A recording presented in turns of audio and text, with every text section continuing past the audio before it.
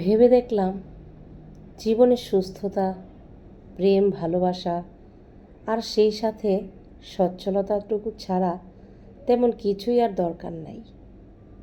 আপনি বিখ্যাত কি না, প্রতিভাবান কি না, এইসব আসলে বাড়তি।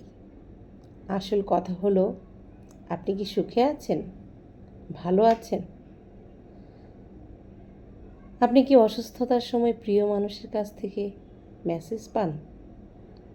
আপনার কি নিজের কথা বলার, লেখার মানুষ আছে? ভ্যান গঘ নিজের কান কেটেছিলেন, কিন্তু ভালোবাসা পাননি। হেমিংওয়ে নোবেল প্রাইজ পেলেন, পুলিৎজার পেলেন, কিন্তু শান্তি পেলেন না। মরে গেলেন এক বুক অশান্তি নিয়ে। আইনস্টাইন দুনিয়ার সবচেয়ে বুদ্ধিমান মানুষ হিসেবে পরিচিত, কিন্তু হিরোশিমা নাগাসাকি দেখে মনে কষ্ট নিয়ে মারা গেলেন। দুনিয়া বড় লেখক পেল, বিজ্ঞানী পেল, শিল্পী পেল, কিন্তু ওরা কি পেল?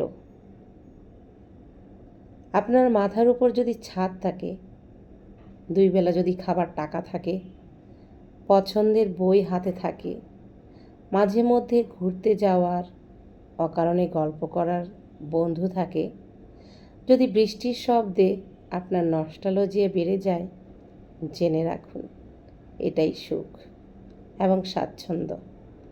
দুনিয়ার অসংখ্য মানুষের এইটুকু নাই। আপনি তাদের চোখে আপনার দিকে তাকান। এবার ভেবে দেখেন, আপনার চেয়ে সুখী কে আছে?